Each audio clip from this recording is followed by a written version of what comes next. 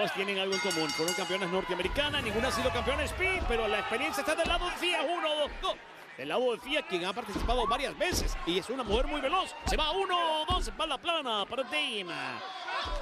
Y ahora sí, directamente, usando su tamaño, su fuerza, es bloqueada la intención de Thea Hale. Sin embargo, la rodilla entra al rostro de la ex campeona. Digo, una de las dos, porque ambas lo han sido. Y ¡oh! Un arreglo, un ajuste de nariz. 1, 2 y casi con la victoria, rapidita. Tienes tiempo todavía, tienes tiempo, mucho tiempo. 3 minutos. Ya en la final, pues el combate será de 5 minutos. ¿Quién será la oponente de Ren Sinclair? Cuidado con el Kimura, cuidado con el Kimura, cuidado con el Kimura.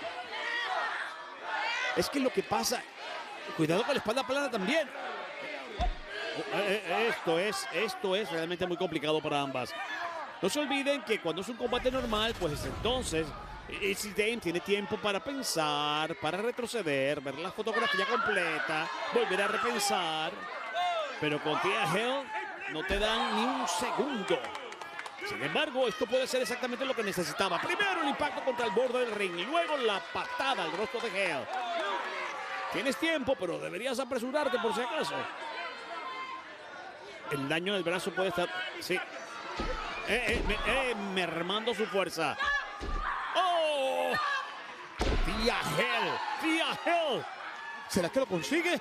Viene con el rebote y se la lleva con una deslucadora giratoria. Amigos, puede ser todo. 1, 2 y... No hay 3.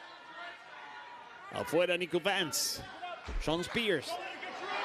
Él fue el que le consiguió la lucha a Izzy Dame, quien decía, yo, de verdad, campeonato Speed, de verdad, ¿qué me interesa? Pero la convencieron. ¡Wow! ¡Qué cabezazo a la yugular! Le dolió a ella. 53 segundos, se acaba el tiempo. Thea Hale. Y ahora sí la atropella con este impacto de rodilla. 1, 2. Le sacó brillo para buscar el brillo del oro. Aquí está la ganadora. Izzy Dame. El brazo izquierdo creo que está un poco mermado, como dije. Pero bueno, al final, Shawn tenía